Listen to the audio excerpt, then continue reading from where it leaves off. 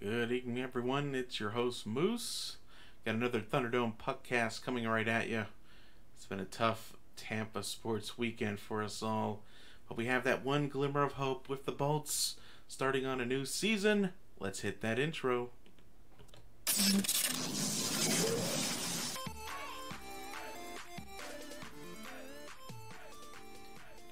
Welcome once again to the Thunderdome Puckcast. It's your host, Moose. Hope you're having a great evening. Wanted to give our weekly update on the Lightning, of course. And we finally made it to opening night. You'll see on the ticker next to me kind of our topics for today. Wanted to go over the opening night roster, a few surprises on there. Of course, the notable omission with Braden Point. Kind of the news that came out once we finally signed him per our update last week. He actually went under the knife, a little bit of surgery, a little bit of recovery for him, so he wasn't going to be ready for opening night anyway.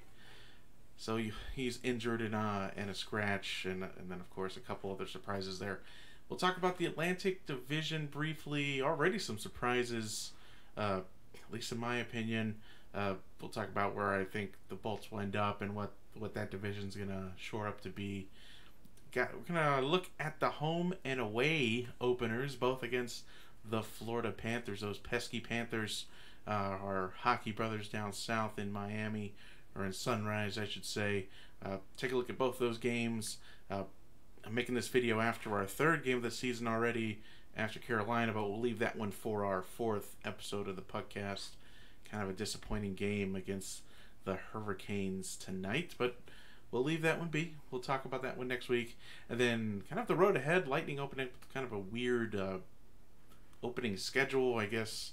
That's kind of the perks of being in the Atlantic for us. Part of the deal of us doing all the traveling into Canada. We get all the holiday games. We get some pretty extended homestands. But with that, we also get some kind of weird away periods of time, and we're starting off the season with one, so we'll kind of get into that as well. So let's look at the opening night roster and go over a few of the, I guess, surprises, or maybe I wasn't expecting a few people to make the team, or at least one individual to make the team. So let's bring up the opening roster straight from TampaBayLightning.com off of their Twitter. Of course, our great Captain Steven Stamkos as the model.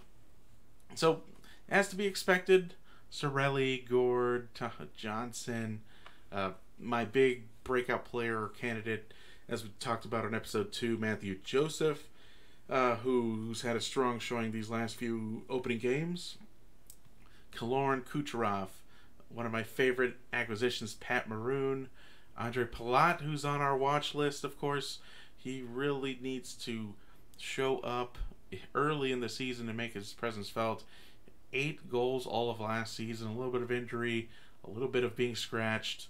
Definitely a disappointing season for him last year. That kind of got lost in the shuffle of Lightning eclipsing 130 points in the standings almost. Jamel Smith was one I actually totally forgot he was an acquisition. So when I saw his name, I was like, who's Jamel Smith? I know he spent some time with in the Dallas organization, and again, a pretty solid fourth liner, which I'd expect to be paired with Pat Maroon and, of course, Captain Steven Stamkos. But the surprise for me, of course, Carter Verhaeghe, coming up through Syracuse, an alum. The Lightning actually had a really neat graphic, and I should have put it on there. Of all, like, more than half the team are Syracuse alums, if not 3/4 of our team being homegrown through the minor league system and making the big club and contributing and being successful. So just Carter Verhaeghe, another one of those homegrown talents, long time coming, 24-year-old rookie, spent 3 or 4 years down in Syracuse really paying his dues, improving his game, and he's already being asked to play some second line minutes and some power play time as well. Got his first career assist against the Panthers in game 2, so he's off and running. So he's one that we were kind of looking out for in camp, and is he going to make the team? Is he not going to make the team? And I really appreciate JBB and Coach Cooper always giving at least one guy a shot to make that opening night roster, despite how loaded we are. Maybe part of that is the fortuitous injury to Braden Point and even Paquette being out for a little bit of time with kind of an egregious hit over the preseason from a Panthers player. But really getting a chance to make the team and make his impression and make sure that that Carter works hard to make sure that to show the team that he deserves to stay on, even when Paquette and Point make their way back onto the roster. So Carter Verhaeghe, welcome to the team. Hopefully you're able to stay a little bit as they return from injury.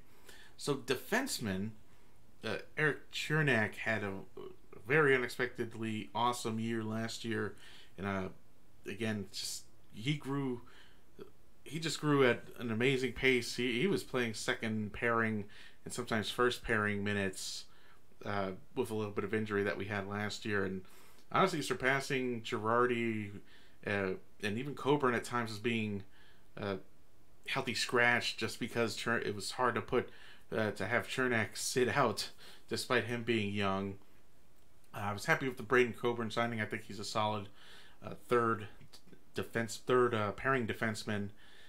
He should be spending minutes with either Ruda as he pulls in Sergachev. This has really got to be your chance to show that you deserve the second or first pairing. Right now we've been seeing him kind of hop in and out with Victor Hedman on the first pairing, but really I think he's going to end up drawing into the third, which, again, hopefully part of the growth curve. Hedman, of course, and McDonough. Jan Ruda should be rotating in and out. We talked a little bit about Sergei. This really is where we expect him to start taking some steps forward. I know we talked about Pat Maroon being one of my favorite acquisitions. I think thus far, Kevin Shattenkirk has exceeded all expectations of what I thought we would see from him in the first few games. I think he's up to 2 goals after tonight's game in Carolina, spending serious time in the power play and actually being physical as well. He's not just taking the place and waiting up top for offensive opportunities. He's being physical and really pushing the issue for the team. And I like the Luke Witkowski ad. We talked about it last episode. I think what's really interesting is where they're playing people, because Witkowski, of course, a traditional defenseman. We actually have him rolling on the 4th line right now, which is really interesting. Really interesting to me.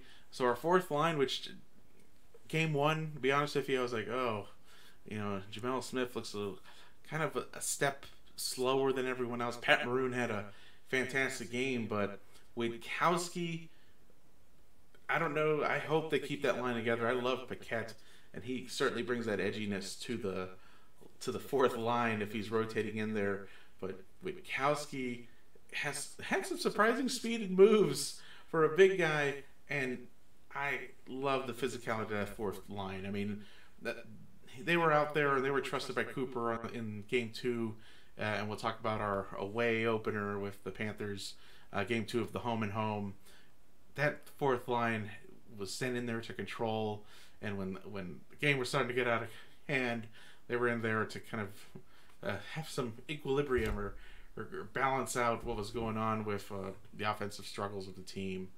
And of course, as we talk about Game 2, already some line shifting going on with Cooper.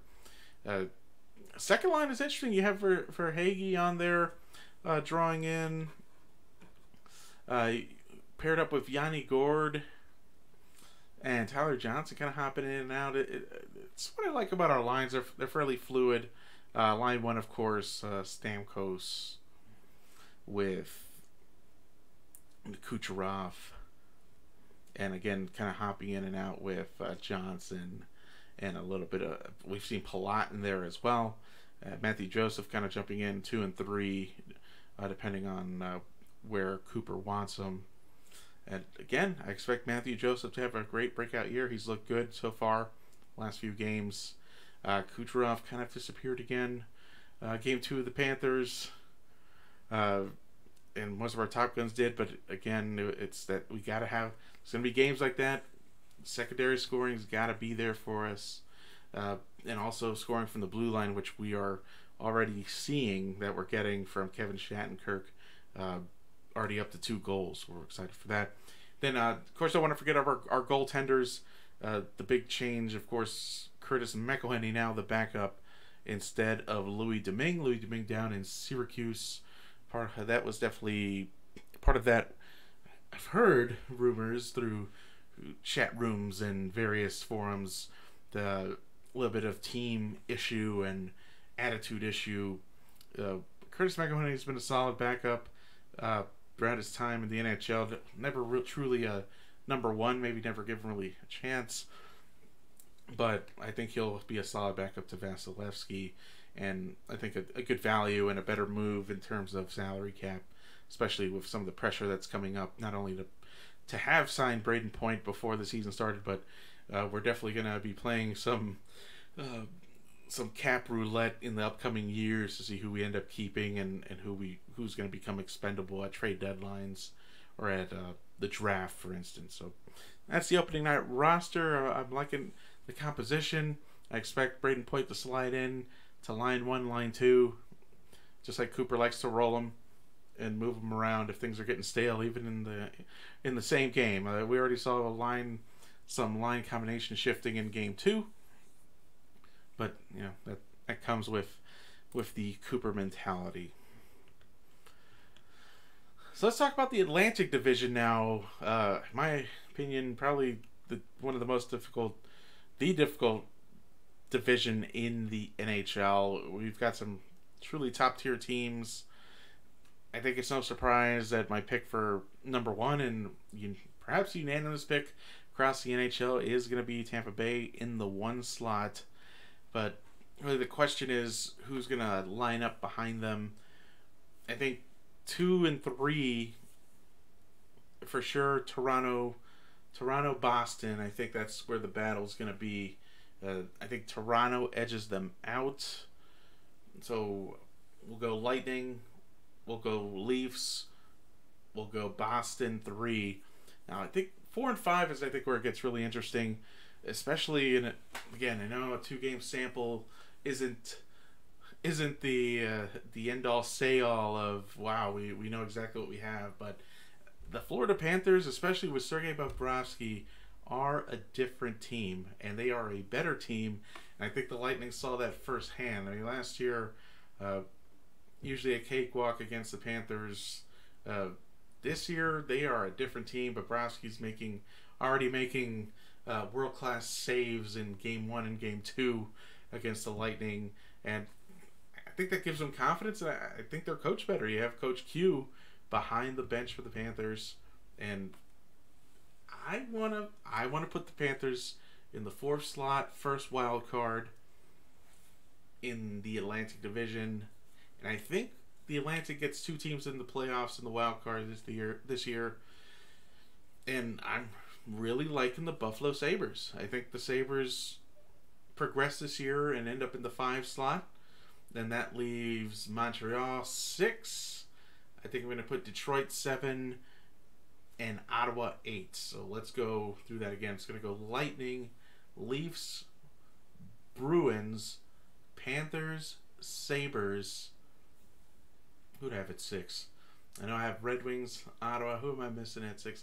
Yes, Carey Price and the Canadiens at 6. I think the Red Wings stay down at 7, missing the playoffs, and then of course the struggling Ottawa Senators down at the bottom in the 8th spot in the Atlantic. So we'll see how that goes. Definitely 3 games through, we're not seeing that. You'll see at the ticker down below. We only have the game 1 and game 2 standings for most of the teams. I think the Leafs have played 3 through Saturday when our ticker was updated. We'll make sure to have up-to-date ticker when we get to episode 4 for the Thunderdome Puckcast. But yeah, I'm liking the Lightning. I think it's going to be really interesting to see where the Panthers end up, as long as they get the consistent goaltending. And I mean, they were a top power play team last year. I think they were number 2 behind the Lightning. And with Mike Hoffman, I mean, Mike Hoffman's already scored 4 goals, all against the Lightning in the first 2 games, including a hat trick.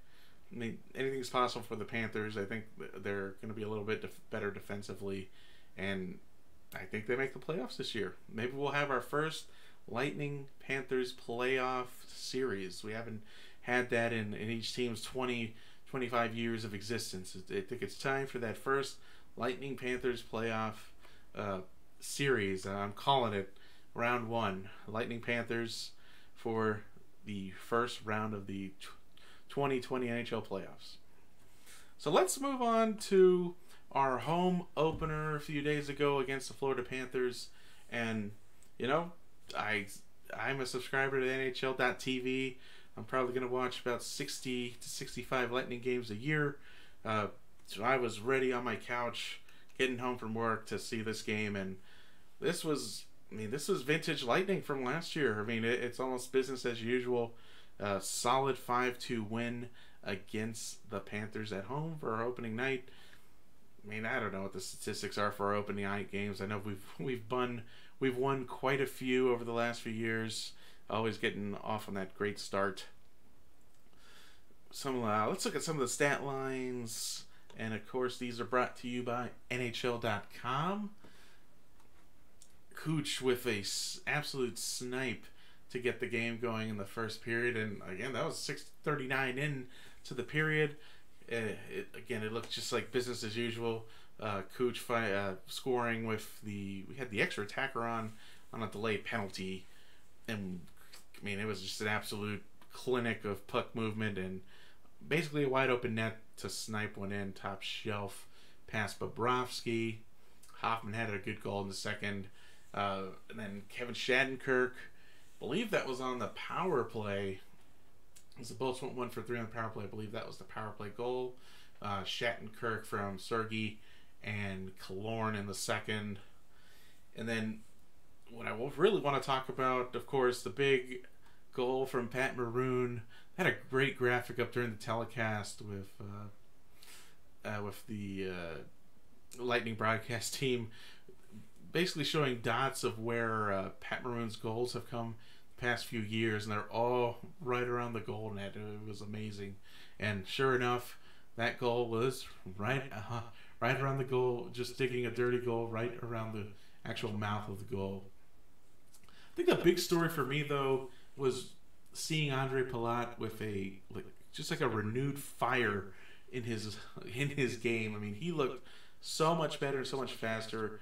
I just truly think that last year, I don't know, they talked about his workout regimen that the year before he went really heavy with weights, and honestly, that's what he looked like. He looked a little bit slower, like he was just behind everyone by a step or two. I mean, he's always been a strong power forward-esque type player, but I mean, especially game 1 and game 2, I mean, he looked like he was on another level where he really revamped his training to focus on speed and agility, and you could tell he was there, forechecking.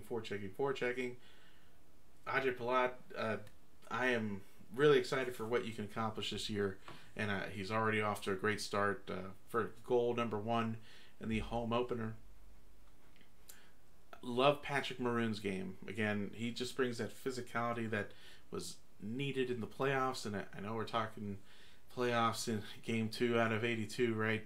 But it's been a weak point, and it's been a weak point for the Lightning every time we've made the playoffs, probably in the Steve Yzerman era where we just didn't have that toughness. I mean, we really gritted out some wins when we played against the Blackhawks and made the finals against the Blackhawks, and we made the Eastern Conference Finals a year or two ago against the Capitals. I mean, we were able to grit it out, but it's that extra level of nastiness and being able to just keep pace with other players and keep check on other players as well, and the offensive players from the other teams. We need players like Pat Maroon, and honestly, what I've seen from Luke Witkowski and Jamel Smith, I mean, that's like the Bash Brothers line to me. They're able to score offensively. They've got some moves. Jamel Smith had made a great move in the away opener to free himself up and have a great scoring opportunity. I'm loving that line. I don't know what that looks like when Seti comes back, but I like what I've seen, at least for the home opener and the away opener for those two lines. So just looking here at the final stats, kind of a typical stat line that we saw last year. Teams, sometimes our offensive pressure opens us up for return pressure. Panthers out shooting the Lightning 37-30. But this is really the big stat here, and what gives us advantage, 61-39 face-off advantage, which usually in any game that we struggled last year is because we lost the face-off battle. Lightning 1 for 3 on the power play, and honestly, asterisk could have been 3 for 3. One goal coming on the extended advantage or the delayed penalty, and 2 of those opportunities that we didn't convert on actually were like within a second or two of the penalty expiring. So this is actually a little bit deceiving here. I know technically it's 1 out of 3, but this potentially could have been 3 out of 3 here. And of course the rest kind of even.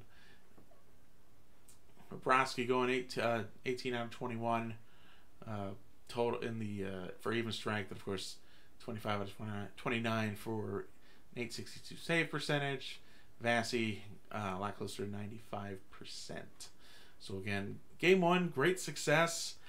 Looked like a vintage Lightning game from the 2018-2019 season, that's for sure. We just felt comfortable all the way, but the Panthers did look a lot better. It wasn't a rollover Panthers type of game at all. It was just Lightning were executing and getting the job done. So then you get into our away opener, so kind of our home and home. Next game went down to Sunrise to play the Panthers, and we didn't play badly. I think the Panthers are a good team. I think we can't forget that. If we're gonna play 5 or 6 times over a season in our divisional series that we have against our division opponents, they're gonna get a couple wins. I don't think. Seeing what I saw at the opener, I don't think this was a team we were going to sweep for the season series by any means. But again, kind of falling behind the 8 ball early. They were up 3-0, I think, in the first period. So before we even got into the first intermission, the second intermission, they went up 3-1 with Jamel Smith coming up with our first goal of the game, and again with Kowski and Maroon. That fourth line is solid, and I know Cooper relied on him to keep the peace during this game, because this game got chippy for sure. But the big story, Mike Hoffman, 3 goals with his the first hat trick in Panthers opening game history belongs to Mike Hoffman. I was impressed by the game by Noah Acciari, former product of the Boston Bruins, where we kind of faced him in the playoffs a few times. Kind of a younger defenseman, up and coming, a little bit of an offensive threat. He looked great. I think I heard his name numerous times over the broadcast. He was flying. He was having an impact. So again, I think that was a great add by the Panthers, and we already paying dividends. Stammer getting on the board, and of course Matthew Joseph making it interesting at the end. But to be quite honest with you, the Panthers had this game in control. I think the first period was fairly even. I think Vassy made some pretty tremendous saves to keep us in it. Same thing with Bobrovsky. I think he made 2 or 3 sprawling saves to really make the difference. But this was just a game that the Panthers are better at. Again, if you want to, let's look at those vital statistics. We did win the face-off battle, and we actually won the shots on goal, but concerns here. We talked about penalties potentially being a concern in one of our first 2 shows, where penalty killing was going to be critical in dictating the success of this team. We were among the top teams last year, and that's we were the number 1 power play team, and I think we were 1 or 2 in the PK, which that is a formula for winning 55, 56, 57 games and 120 points. right now we're really struggling, and I want to say the statistics were fairly the same for the Carolina game. I think we gave up multiple power play goals again. So here, pretty even over here in terms of hits, blocks, giveaways, takeaways. Vasi 24 out of 28. He was in the 85%. This time with Bobrovsky 32 out of 35.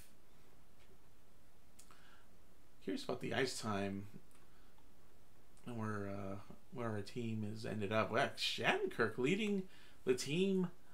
I'm liking the pairing with Shattenkirk and Hedman. I think we were really intending it for it to be Sergei's time to really make that jump to the first pairing, but I am really liking the Shattenkirk-Hedman pairing. I think there's chemistry there. I don't think we break that up unless something egregious happens that we need to flop defensive pairings. They are starting to build some trust, and that's truly an offensive threat there. I mean, Victor is such a leading offensive threat and always in the conversation for the Norris, but having Shattenkirk there to supplement that is pair that with the top line. That's an all-star line on its own. Having our first liners with our first defensive pairing and Vasilevsky all on the ice at once. Oh my gosh, that's a dream come true right there, right? Looks like McDonough's pairing up with Chernak, which I like that. Chernak's just kind of a solid young defenseman. Doesn't get enough credit yet. Definitely not a household name yet. And then, Killer. I think was consequences of being shorthanded. Yep, there you go. Tyler Johnson getting some quality time, and Cirelli and Kuchen Stamkos, of course, usually our top ice time getters on offense. A little disappointed with Matthew Joseph's only 9 minutes there. Verhaeghe down to 9 minutes as well. Oh well. Hopefully that's why it's a long season. Let's look at the Carolina game, and I know I'll talk about this more in depth, but just as I thought, 2 out of 5 here. Losing the face-off percentage battle. Oof, look at this. I'm not going to get to... I haven't even seen the highlights of it, so I'm just going off of stats for the Panthers game. Let me pull the stats up here. 2 out of 5 on the power play again. 3 for 5 on the penalty kill. So again, 60% penalty killing is not going to get the job done. Almost 60-40 on the face-offs, and basically tripled up on shots. Being outshot by 31 shots. It's amazing to me that we had 3 shots on 3 goals, and we're leading this game 3-1 at one point. I mean, absolutely incredible. From what I've read, I haven't seen I haven't seen the highlights. McElhinney had a heck of a game, so we'll get into that one more in depth for our next episode. Just wanted to close out today with our road ahead, because our road ahead is really interesting, and I think the schedule makers always try to do us a few favors, especially with as part of the gentleman's agreement of being in the Atlantic Division and all the Canadian travel we get to do and all the northern travel we get to do, is that we get games during the holidays and lots of games during prime, snowbird weather, so we can attract fans and keep our 200 plus game sellout streak going, which we really don't need that. We have plenty of Lightning fans that fill up that stadium, and plenty of Lightning fans that are willing to make a quick buck and sell their tickets to Canadians fans for triple face value. But neither here nor there. That's capitalism, right? But if you look over here, this is the Lightning's road, and I know it's a little bit difficult to see for the next about week and a half or so. So, of course, leaving Sunrise, Florida, and then playing tonight against the Hurricanes up in Raleigh, North Carolina. They'll actually come home for a few days, practice a day or two, then they're off to their Canadian road trip. So they'll play in Toronto, then they'll play over in Ottawa, and then they end up in Montreal. Then they go to Boston, and then they are finally back in the friendly confines of Amalie Arena to face good team, the Colorado Avalanche like a week and a half or 2 weeks from now. So a little bit of time away for the Lightning, and really no home games for the next week or two. But this is a tough stretch of games to open up the season. I mean, these are your competitors in your division, all of which are good teams. Like, I think we don't particularly play well in Ottawa. It just doesn't even matter that they're not a great team. I wouldn't be surprised if we find a way to lose that one. Montreal is always a house of horrors. Playing in Boston's never fun for the Lightning, though they've had a pretty good streak against the Bruins over the last few years. So, fingers crossed for that, that we do well over there at TD. And again, Toronto's always a kind of a crapshoot as well. They're playing at Air Canada Center, never an easy destination for the Bolts. So, if you were counting on Carolina being a win, where we end up with an OTL, we're going into a 4-game stretch here at 1-1-1, with 6 out of our first 7 games being on the road.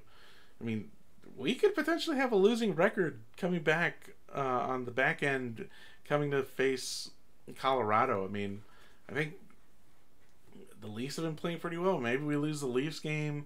Maybe we win the Ottawa Senators game, but we definitely lose one of the two against Boston and Montreal. I mean, I think we're coming back even, 2-2-2, maybe 2-3-2.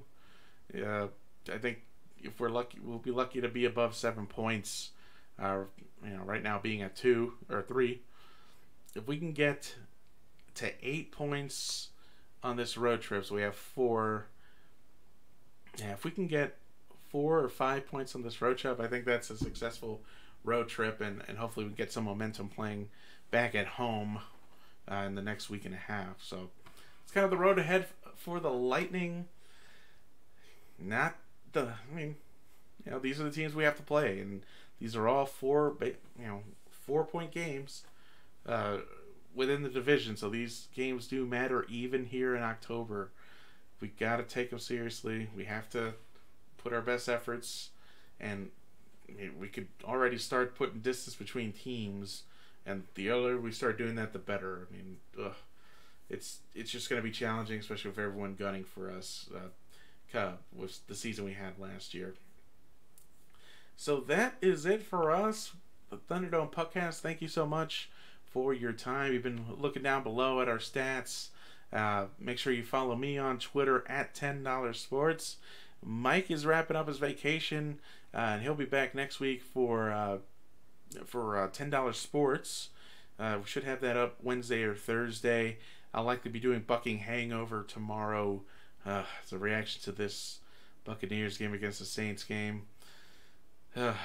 We'll hold it in, and we'll talk about it tomorrow on the Bucking Hangover. But hang in there, Bolts fans. It's going to be a long couple weeks on the road. We'll have the next Thunderdome Puckcast probably towards the end of next week. We'll go over the Carolina game, the Leafs game, and potentially the Ottawa Senators game. Probably just be those 2 games catching up, and of course catching up on any other NHL news. A couple signings I want to go over as well. Some teams working through very similar issues like we did, getting their RFAs signed and ready to join the team. So it's been Moose with the Thunderdome Puckcast. We appreciate you. Make sure you hit that subscribe button. Make sure you hit that like button on the video as well. We will see you next week.